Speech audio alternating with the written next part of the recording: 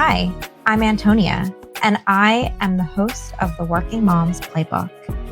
Here, real moms share real stories, building businesses while battling infertility, hitting breastfeeding goals without sacrificing their careers, finding their style as new moms, and so much more. And it's just season 1. Let's jump in because let's face it, moms don't have time to waste. Hey everybody, welcome back to the Working Moms Playbook. Today's episode is part of our Real Mom series, which I'm so excited about. And we are going to kick it off with Jordan Price, who you may know her as Food, Sweat, and Beers on Instagram and other social media platforms. Jordan, we met years ago, I think at magazine events when we were both like these young, like we weren't single, but we were not moms. We are not moms. And now we're here, both as moms, you as a second-time mom, me as a first-time mom. It's really crazy. So I'm excited to have you on. Great. Thank you so much. I really appreciate the opportunity, but also just to like catch up, Two working gals. It's fun to chit chat without the little ones running around. I know. So remind me, tell a little bit about your story of becoming a mom, and also remind me about what you do work-wise.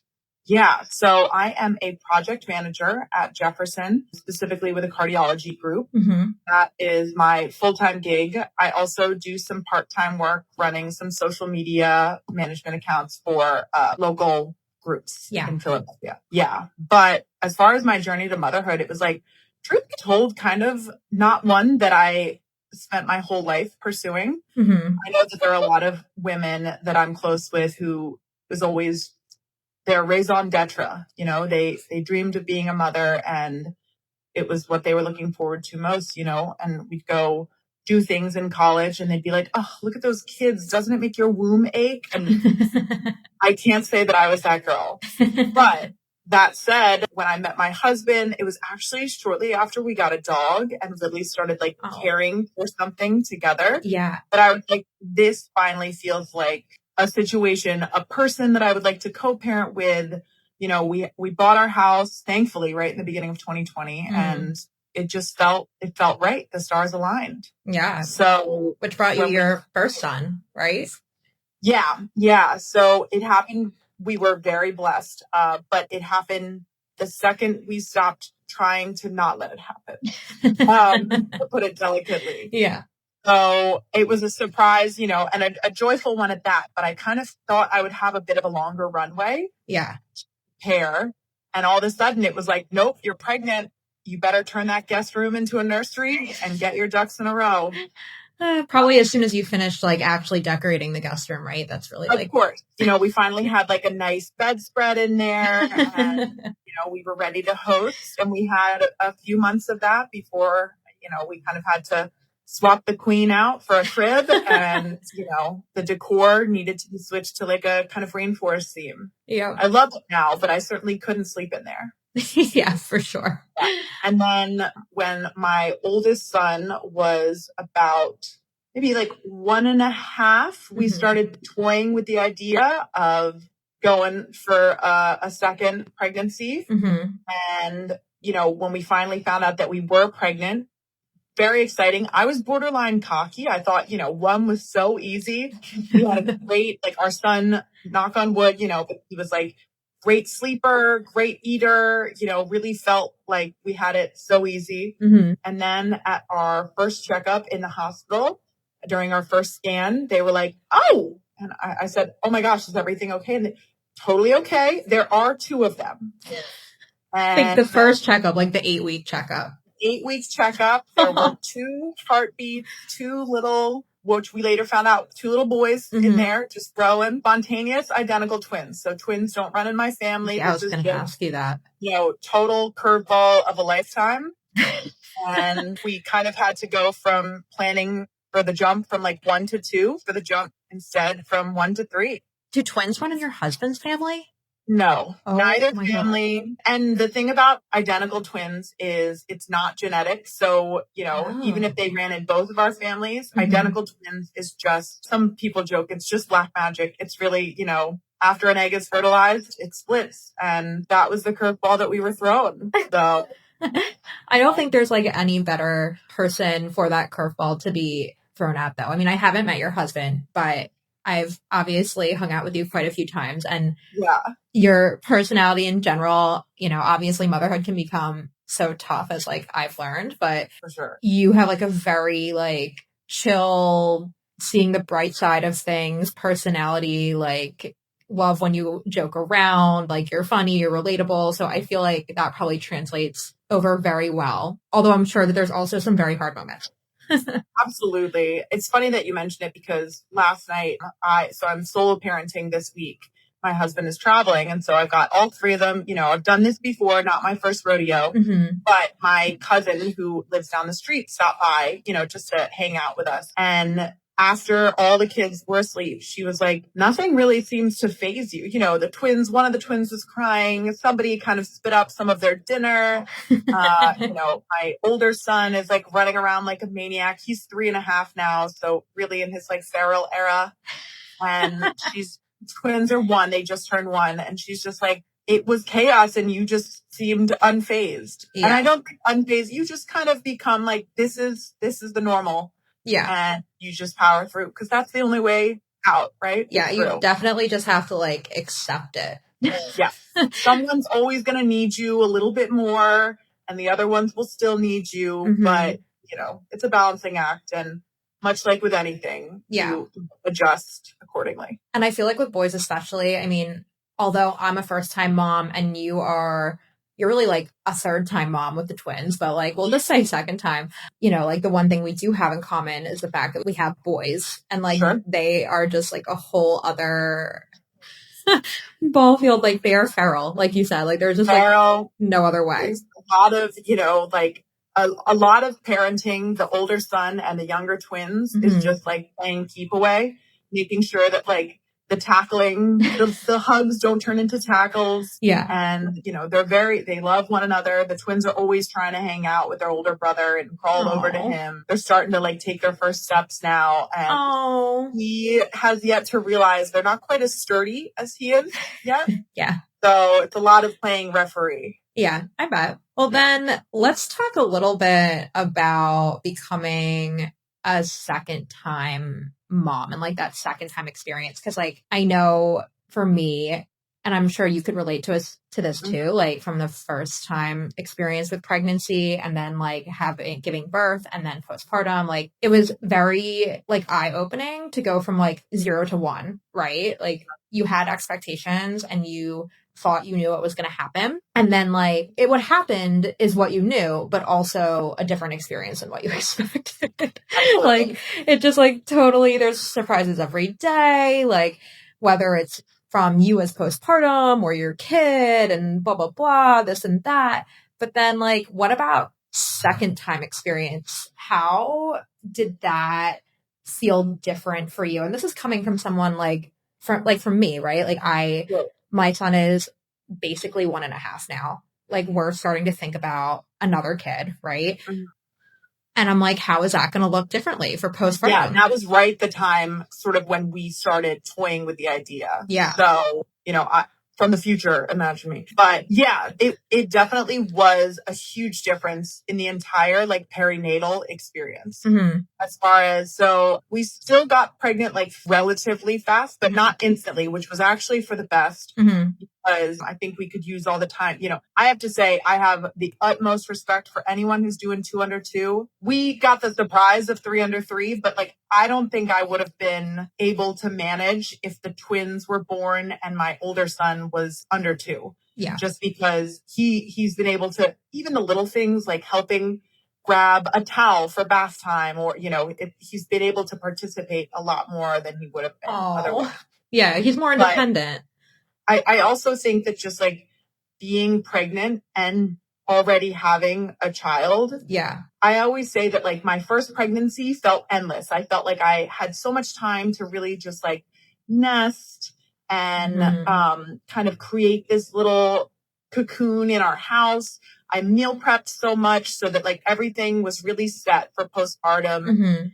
And I felt like postpartum, I didn't need any help. I mean, we got plenty of help and it was wonderful, but I never felt like desperate. Like, oh my God, somebody help me, throw me a life preserver or something. Yeah. And then my second pregnancy, I feel like I blinked and it was over. I mean, yes, there were times where, you know, I'm lugging around this giant stomach full of two babies and thinking like this will never end. But in the grand scheme of things, I was like, oh my gosh, I can't believe it's already the third trimester, because you don't have the time to sort of do the week by week app and double check on like what size fruit someone is in your belly. And, you know, our nursery was like for the twins was at the time my husband's office. So we had to kind of move things around and finesse it a bit.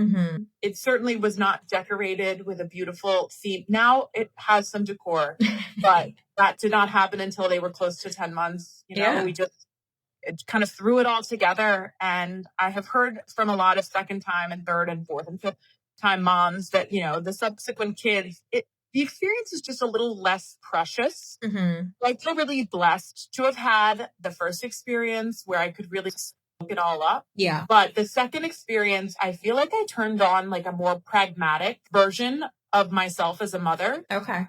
This is just me, you know? Yeah. But you kind of flip a switch. You're like, I know what the needs are and what the nice to haves are. Okay. So the need to haves really get prioritized. You know, I needed to have food ready, not necessarily anything fancy, you know, like, but I just needed to know that there was food in the house that could be quick. I needed to know that we ended up using a night nurse for a few nights when they were 5 weeks. I can speak on that later. It wasn't the best experience for us, but you know, like, I felt like I needed certain things and then everything else, you know, I was like, we'll figure it out. You can overnight things. You can always ask your village if you're lucky enough to have one. And it really shook out to be a lot more of like a pragmatic experience. Thank God for Amazon, right? Absolutely. We like really abused our local Target. You know, I feel like things were always showing up because the amount of diapers that newborn twins were going through, I mean, we're talking like 20 plus a day in the early days. They're just constant little machines digesting and making waste. How was that? I mean, you also breastfed for a good portion of that. And I remember for about 6 months, for 5 months exclusively. And then over the course of it's into 6 months, I started weaning, you know, combo feeding. Yeah. So I topped out at 6 months. Okay. But man, they were machines. You know, we did get a second diaper pail and we put it all to good use. It was a lot. Oh my Shout out to Ubi, because they were the real MVPs of the household. MVPs for the twin mom. Yeah. Oh my God. And your older son was probably still in diapers, at least.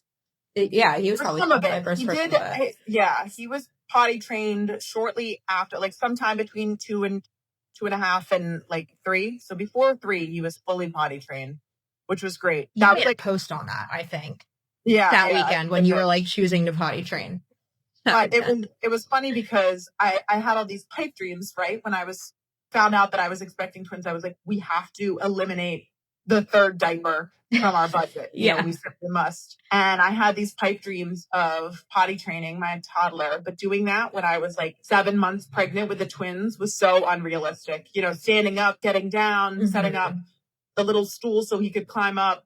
We did eventually wait, you know, to fully potty train until after the twins were here. Yes. Much on my pregnant plate.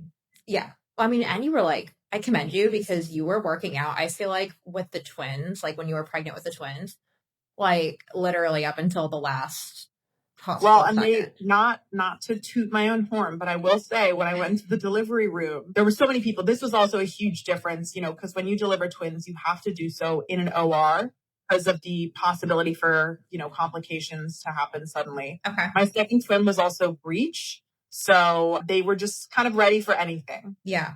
But when I was in there, one of the nurses, as I was, you know, pushing out twin A, was like, do you exercise a lot? And I was like, you know, she's trying to like calm me down and talk talk with me and stuff. And I was like, yeah, I do. Why? And she's like, you have some abs. And I was like, I don't even know if you're being serious right now, but I have never been more flattered, as I'm pushing out babies, multiple babies, and to get, but she said that it's a huge benefit that I was able to exercise, especially like continuing to squat. Like these are the kinds of things that can help with a delivery, especially if it's maybe a tougher one than, you expected it to be. Yeah.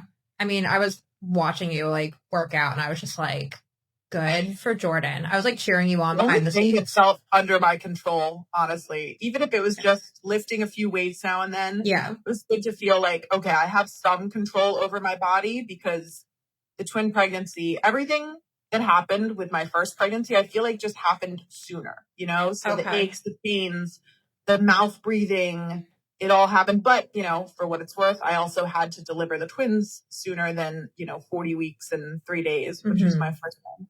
Right. So they came around 36 weeks and maybe 3 or 4 days. Okay. They were considered, I think, preterm, premature, but just by like, normal full term, like, or full term for twins, they suggest delivering around 37 weeks. Okay.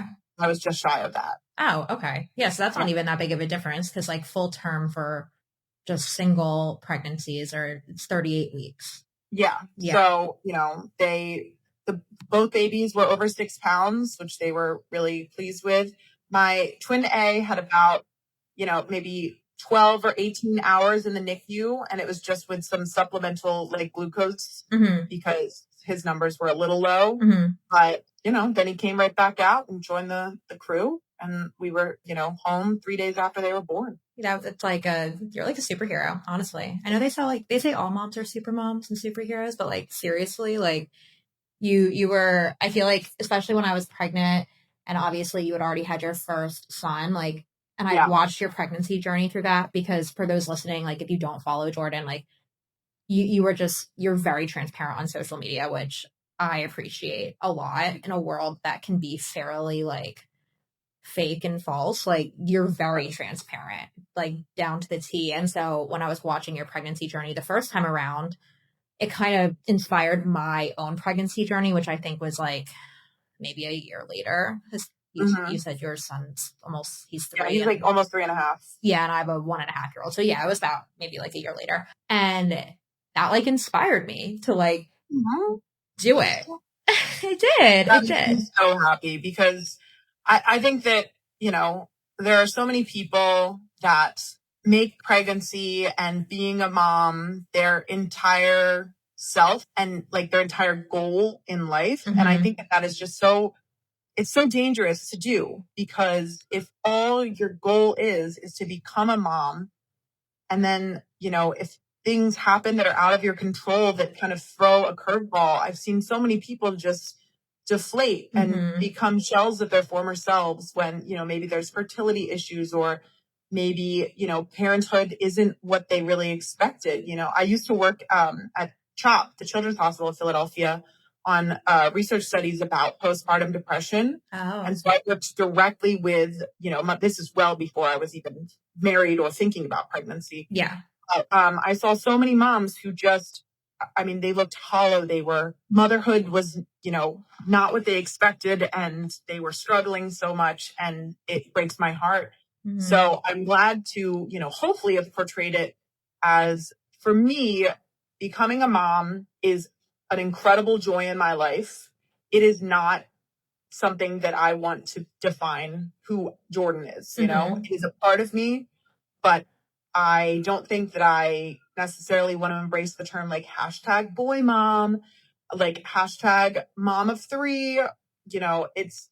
Those are facts about me, but I never felt comfortable with that being what defined me. And, my mom is a mom of 5, and she was also so many other things.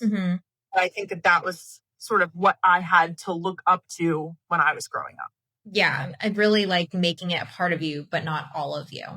And if it is all of you, like that's great. But I think hinging your entire self on any one thing is a dangerous game, because again, if something, not to like trivialize motherhood or parenthood, share this, but I know a lot of friends who played like college sports. It was an injury. It's almost like their lives were like snatched out from under them. Right. And, I just think that, people who have like really intense gender hopes for their kids and then they don't get, the kid, it's just to tie your like self-worth and your entire personality to any one thing in life is so risky. It is. And it goes into like such a crucial time too, especially with motherhood, because your identity in general, you go through this entire transformation and there's like a lot of, I feel like identity shifts, right? It's like there's pre-pregnancy you, there's first trimester you, there's second trimester you, and then there's third trimester you, and then there's postpartum or fourth trimester. And then, a year goes by and you kind of like are in the rhythm. You're getting back to a lot of the things that you formerly enjoyed. But there's just so many identity shifts that it is important to, like you said, cling on to those other things that supported your identity prior to becoming a mom.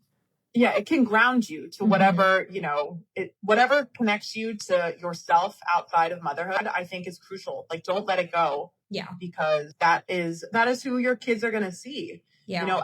As they grow up and they look to you, it's important for them to understand, like, you are a well-rounded person and in hopes that they too become that. Yeah. And it's also the idea of like having passions and hobbies and like not losing yourself in that. I know it can be so hard. Like, I know you and I are certainly not sitting here being like, it is so easy to have your own passions and hobbies. Like, it's, like I really thoroughly enjoy yoga. Like, not only do I teach yoga, but I also enjoy practicing yoga. But I can't always practice yoga now because if I don't have somebody home with the baby, where's he supposed to go?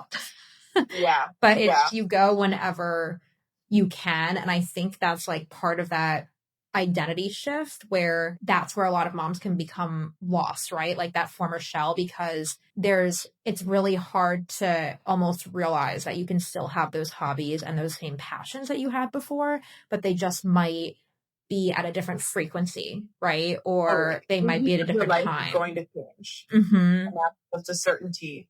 And it's how you respond to that. You don't have to lose everything, but you're going to have to make adjustments. You're going to have to make some sacrifices. None of us got pregnant thinking like life will just, we'll hit pause and then we'll have a baby and then we'll hit play and it'll just be the way it was.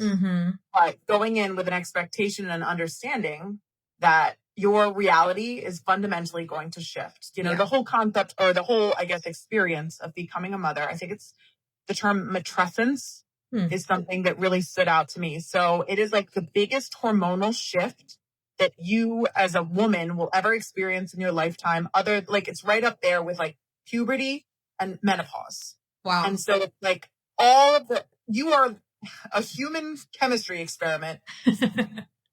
Unsurprisingly, your priorities will shift, your physicality will shift, your emotions will shift. The way that your brain chemistry works is going to shift. And you're just going to have to roll with that, whatever that looks like. Yeah. And that even goes, I think you just tapped into like the physicality of it too. Like it goes into that because it's like you don't necessarily look the same way that you looked prior to pregnancy, like right after pregnancy. And like any social media person saying that they zipped right back up right afterwards is lying. I mean, your body is like the shape of your bones changes. So there's just I have this mentality about like, I don't think it's that you want to bounce back. It's that you want to move forward. Bouncing back. What am I going to do? I don't even know her. Who was she? 25-year-old me. She was great. Loved her. She was a great time.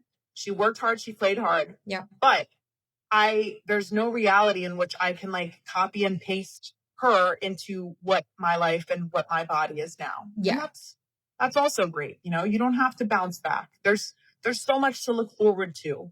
Yeah. And I think back too far. I'm like someone who definitely throughout my entire life has like definitely struggled with body image. I that's the song and dance for a lot of us, right? No matter like how athletic we are, no matter how confident we seem to be. And I already knew in my head that, like, before I even was talking about pregnancy, like, I knew that was going to be like a weird time for me. Yeah. And, you know, in addition to kind of just like for me personally, like growing up and coming to realization about certain things, right? Like, I'm sure this was the same for you, but it's just you're looking at the scale and you're watching yourself gain weight, but like it's a very weird concept to watch yourself gain weight, but also know that there's nothing that you can do about it. You almost think to yourself, like, no, this is what's supposed to happen. Right. If I wasn't, like, I have a friend who, you know, gained very little weight in her pregnancy. I mean, people were like, I can't even believe you're pregnant. You're so slim. And she's like, yeah, it's a big concern. The doctors like are begging me to put on more weight. Yeah. I barely put on enough to sustain the baby. Yeah. But, you know, she had horrible morning sickness. It's like the one time in your life where you have to, and this is after perhaps for some of us, you know, decades of trying to make the scale look lower, where you have to look and watch it climb and think, this is okay. Yeah. I'll admit, during all of my appointments, just turned around when I looked at, like, when it was time to be weighed. Yeah. And said, look, if there is ever a concern for me or my babies, please let me know. Yeah. But if everything is normal, you can just write it down. I don't need to see that number. Yeah. But, you know, kind of helps keep my head on straight. You know what's something after your first pregnancy, and I only share this because you shared it on socials, and I think it kind of helped me to sculpt that healing expectation like postpartum. But you had shared this really beautiful story about your mom after your first pregnancy, and you were like down the shore and you were like struggling with, like, I think finding a bathing suit or fitting into a bathing suit, and the words that your mom told you, well, you might be able to say them exactly, but it was something along the lines of like, it's not that the bathing suit doesn't fit you. It's just that you need to find a bathing suit that now like complements the body that you are in, or something along those lines. Don't remember off the top of my head, but I remember that experience, you know, where I was looking at things that used to be my style. Right. And I mean, I got like very emotional in the store. My mom very kindly was like, I want to buy you something that makes you feel really your best. You know, I was about 3 months postpartum and it was my birthday, and she was like, let me get you something. And I was trying things on and like getting so emotional. And she was like, why don't we find something that, you know, fits you instead of something that would have fit you, you know, 2 years ago. Yeah. And it was such an important moment for me to understand. And it has actually like totally changed the way that I dress, you know, even just like going out regularly, the clothes that I buy, because why hold on to things that were for a different version of you, you know? Yeah. I mean, and that's like part of that identity shift, right? Like that redefining your identity, that's part of it. You still want to have that essence of who you were before, but like you also have to, you don't want to, like, no one wants to like squeeze into things that like no longer make them feel like the best version of themselves. I feel like also being a mom, you know, you're looking at like other benefits of clothing. I'm like, wow, I need these pockets. You know, I wear so many, I like prioritize pockets over everything, because in one pocket I've got like tissues and a snack, and in the other I had like pacifiers and, you know, portable boogie wipes. I don't know. It's just, you never know what you're gonna need as far as like clothing to fit the chapter of your life. And I think from now on it will just be pockets, but everything else, you know, will fit in as according. So then, you know, we kind of just like talked about your mom a little bit, but let's like talk more about finding or rebuilding your village. I feel like it sounds like you have a pretty solid one, but I don't know, like, can you go into more detail about like the village that you had, especially with the twins? Yeah, because I'll admit, I mean, my first pregnancy and first, you know, child, I had a super flexible work schedule. We managed to find a nanny share. My husband had so much paternity leave in his former company that like it felt like we didn't do it without a village, but it felt like if we needed to, we could have. That said, with the twins, I knew it was not going to be like that. So I'm the eldest of 5 kids, and my mom was able to come. She had recently retired, like the stars really aligned. She recently retired, and she was able to come for the first like approximately 6 weeks of the twins' lives. This is like, again, the stars align, but a friend of mine who's a neighbor who has a house maybe 5-10 10 doors down. This is her second house. And so she doesn't live there full time. And she was like, why don't you just take that to be like your mom's headquarters? And if she, so because we don't live, we live in a small fish town house. We barely have enough room for all 5 of the people that, are like nuclear family. So having mom, she was more than willing. We have a huge couch. I'm sitting on it right now. And she was more than willing to sleep there. But it was nice for her to have like a bed to go to. Right. And honestly, it was nice for me. So like every now and then, my mom would say, hey, why don't you go, to our neighbor's house? Why don't you just lay down and have a nap there? Because I slept in our house. I would always hear it. I'm sure you know this, like the phantom cries, even when no one's crying. I was like, someone crying, and you think you hear it. Yeah. And it was the only way that, I could walk out and, bring my eye cover and just tune out for like a good hour and a half. Come home, right back in it. But for those earliest weeks, it was essential. We had so many friends who like brought over food or sent over, gift cards. Can't over exaggerate the value of food in those early days. Yeah. Of food that's already made that all you have to do is heat it up. Yeah. Heat up or just throw in your mouth immediately. We had our neighbors who, some of them would like take my older son to go have like a play date or something just so that, and feed him, which was so generous. But just being able to kind of lessen our load was invaluable. My mom did a lot of like the laundry during those days that she was staying with us. We had a lot of visitors, but I think that also people, so this was, my twins were born at the end of October. So it was like right into cold and flu season. So we were a little bit tighter as far as like, we didn't open our doors to everyone like we did with my May first baby. Yeah. Just because we could, RSV was such a concern, especially with like little babies. And of course. But I felt like our village only got stronger. I will also say we had the twins in daycare when they turned like 4 months and some change. Yeah. How was that? Yeah, it was fun. It was later just because we had the nanny share set up. Right. But I knew that, my husband only had 1 month parental leave this round. Okay. And then I had the time built up that I was able to take some leave in addition to, my like short-term disability. But I didn't have paid leave or anything. Okay. And I also wanted to get back to work.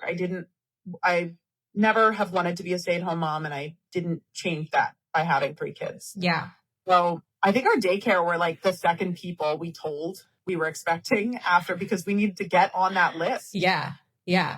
The wait lists are crazy. Are insane. Yeah. Like the ones that you want to get into, everyone else seemingly wants to get into as well. Yeah. So, I remember dropping them off when they were 4 months, and I don't even think one of the 2 lasted the whole day. They were like, oh, we took his temperature. It's a little high. And I was like, are you kidding? Off to a strong start. I think that we put him in and I had 2 days left of my leave. Yeah. And I thought, maybe I'll get my nails done. Nope. Had one of the twins right home. It's fine. Everything's fine. But it is a lot of balancing of like the sicknesses and who can come jump in, who has a flexible schedule. I don't know, but we're making it work, a year in, and we couldn't have done it. We still have neighbors who are like, hey, why don't you send Parker? That's the name of my older son. Why don't you send Parker over? Like, we'll take him for dinner. You just hang out with the twins. I was like, oh, especially with my husband traveling a lot lately, it is valuable. Yeah.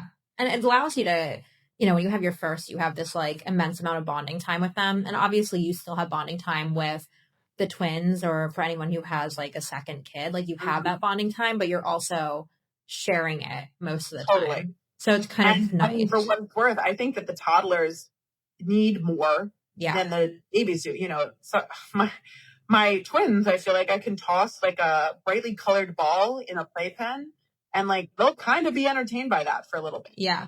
The toddler asks infinite questions, needs stimulation and conversation and stories and coloring and help when he's making magnetile sculptures, much more so that, so it is it's also like reading the room as far as who needs the most of me. Can I read a book that will satisfy all three of them? Can my husband take my older son for a walk? Like we just celebrated Halloween. Can you take him on a walk and look at decorations? And that way I can play with the twins or flip that. Yeah. The holidays, although exhausting, definitely have a lot of great distractions and events to do with the kids, for sure. And last year we were able to kind of carve out a lot of, if I were to give like one piece of advice for anyone who's making the switch from like one to more than one, whether that's 1 to 2, 1 to 3, I don't know. God bless anyone who's jumping from 1 to 4.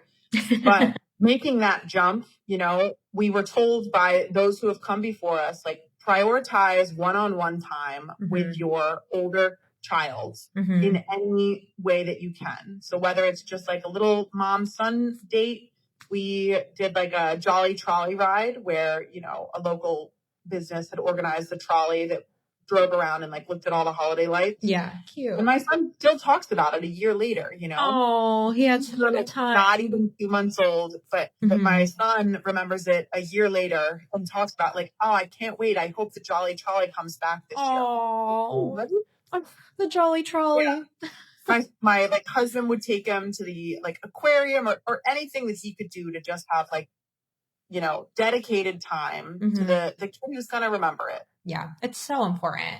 And especially because I know we wanted to talk a little bit about like mom guilt, which is just such a huge topic. And I mean, I feel it all the time, it's like, it's inevitable in this day and age, because it's like, no matter how much you want to serve your previous identity, you also know that like you're missing out on time with them and that it's short. Like I always, like, my son sleeps in our bed. Okay. We co-sleep, and that's just like what works for us. And sometimes it's hard. And I think what's like gotten me back to my version of reality is like the fact that in the very near future, because you blink and like everything is, they're like older, like I'm going to be able to just like sleep by myself and like not worry about it. And I'll probably be worried about other things, but it's like, it's so quick. It's so fast. And it's so easy to feel mom guilt around like even just leaving them with someone who you trust immensely, who they're going to have a great time with, but like you still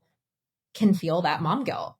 Absolutely. I mean, we really like push this, and I feel like reactions of people that knew us were all over the board here. But my husband and I got married in 2020. Right. COVID. Deep COVID. We had to do deep COVID. Our wedding was scheduled for May 9th, 2020. Obviously, we shifted things. We couldn't do the wedding that we had planned. We pushed everything back a year. There were still restrictions. So legally, and in a very small, like socially distant outdoor, I can't even call it a ceremony. We had our officiant come, stand down the way. We stood next to each other, exchanged vows. Our family was kind of spread across a outdoor park. We didn't hug anyone. And then we went home, but we were married. And we never got our honeymoon. And we had a kid, and, and so like, it seemed like our honeymoon dreams were dashed, to be honest. Yeah. But when my son was about just before we started thinking about having another kid, that if we don't do this honeymoon of our dreams now, we might never get the chance. So we booked the flight. Again, my mom had had the opportunity where she was like, I will watch this is when I only had one. Yeah. I will watch your son. I'll live in your house. He can go to daycare as usual. Everything will be good. Don't even worry about it. Go. So we went to Japan. We went to Japan for like... Right. I was trying to remember where you went. Yeah. Yeah. So we did Tokyo, Osaka, Nara, and Kyoto. And it was the trip of a lifetime. I mean, truly, it was what I could have dreamed of. We also spent a lot of time like looking at pictures of our son and FaceTiming with him and stuff. But it was the kind of thing where I think if I had let mom guilt take over, it would have stopped me dead in my tracks. Yeah. But it was also one of those situations where I was like, if I don't do this, I'm going to regret it, maybe for the rest of my life. It was such an important time just for my husband and I to have this like bonding. We were silly together, and we went on like adventures and played with deer in a park, and went to Universal Studios in, I think, Osaka, but Universal Studios, and like played in Super Mario World. It was one of those situations where I'm so grateful that I didn't let mom guilt take over that time. Yeah, because you got to be like young again, and I feel like heal that inner sense of yourself, and I'm glad you took it when you did. 2 months later, we got pregnant, and so thank God we went when we did, because that moment was fleeting, and it will likely be a long time before we are able to take a solo trip that's more than like an overnight. Yeah. Again, like having 3 kids, it's challenging to leave them with anyone. Yeah. Without them having a backup. Like, I can do it, and I feel very confident in other people that could do it, but I wouldn't want to make them do it, Yeah. Yeah.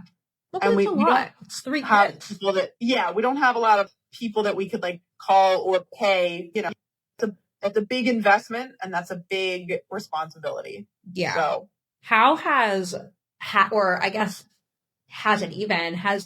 mom guilt multiplied as your children have multiplied? Yeah, 100%. I actually think that a large part of why I felt moved to stop my breastfeeding journey a little earlier is because, when my twins were about like 3 to 4 months, they stopped being able to just like nurse wherever, and they switched gears and kind of needed like dark room, white noise, or else they were very distracted. Yeah. So anytime that I would need to feed them, I would need to like go into a dark room by myself and just feed them. And my older son, as he started sort of making this connection, like, oh, when the babies need to eat, like mom goes away, he would start asking me like, can dad please do it with a bottle or something? Like, can you do that with me? And I was like, I don't want to, the values of nursing and breastfeeding are endless, of course, but I don't want to punish my older son just to try to force something that, like, truthfully, I was not enjoying as much, you know. With 2, I did lose some of the like preciousness. I think I've mentioned this before, but of it all, it really became just ends justify the means. I was just like, need them to focus, drink the milk, get the benefits. And I was like, what are we doing this for? Right. And it just felt like I was guilty for making that decision for them. Then I was guilty for not deciding on doing that earlier for my son, who, was feeling like he missed his mom. Yeah. It's so hard. It's not an easy choice to make. And it's, I'm still breastfeeding, and it's, but like, I thoroughly enjoy the time with my son. But my older son, I liked it so much more. But again, it was just one. I felt like we could really, tandem breastfeeding was just, I mean, their heads down, they're focusing, they're bumping up against each other, their little hands are like touching.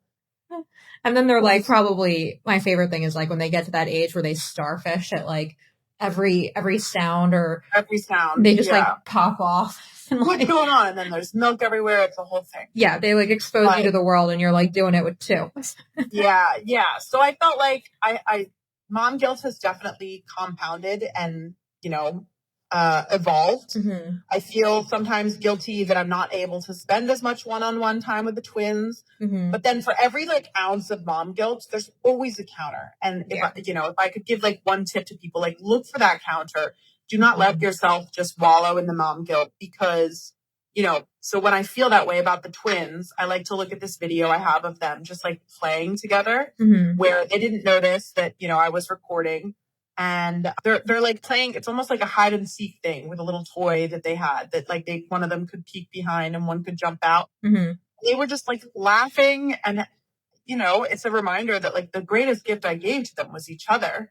Because I say independently play, but really they're kind of playing with one another in a way that my older son at the age of 1 never did. But that's because we never let him, he always had one of us or his nanny or something like on him, playing. And the twins are just so much more capable of entertaining themselves. Like they really like look at a toy and they think about it, and then they do something with it. I don't know if it's always the intended use, but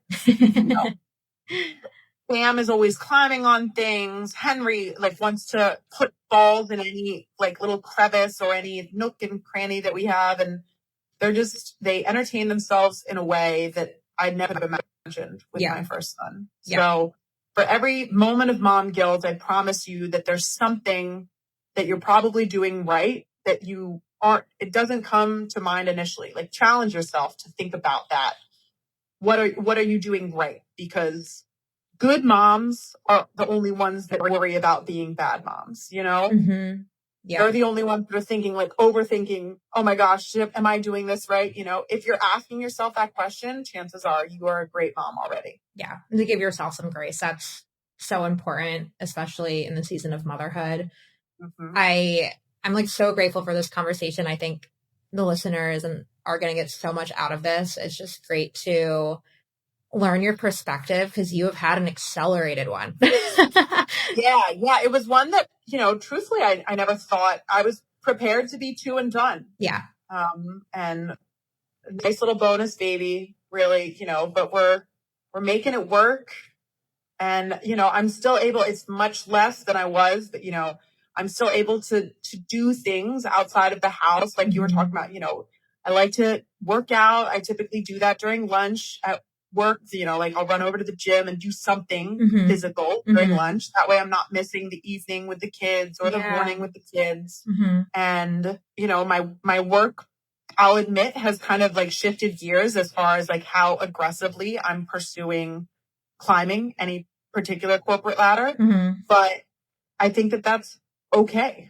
Yeah. It's okay for this chapter in my life to be a little less climb that ladder and a little more like stasis. We're all getting our work done. Everyone, you know, no balls are dropping, but I'm also not like reaching for the highest rung, you know, and maybe that'll come back in a little while. Who knows? Like, I feel like time after time, just when I think I'm getting settled in, whoo, something changes. Life throws a boomerang your way, right? Exactly. But you just have to be agile. And like you said, just give yourself grace because we're all doing our very best. And again, if you're worried about if you're doing it right or wrong, you're doing it right. Yeah. That's a really good reminder. Well, thank you so much for coming onto the podcast. This was such a great conversation. I love that even though we're so overdue for coffee, like this was still a great catch up for us too. It's been forever. I think it's been a great reminder that like every season of motherhood can really look a little different and that it's okay to give yourself grace as you start to figure it out, especially the second time around when you're relearning how to mom, basically. For those who enjoyed this episode, please share it with another mom who needs to hear it or tag us on Instagram. You can also find Jordan at Food, Sweat, and Beers. It's the same tag on TikTok as well, correct? Yep, you got it. Yep. And someone who's about to have twins, please send them my way. I will talk them down. Oh, I love that. Yes, please send them Jordan's way. And as always, thank you for tuning in to the Working Moms Playbook. Until next time, take a deep breath, give yourself a little credit, and remember, you're doing a lot better than you think. I will talk to you all soon.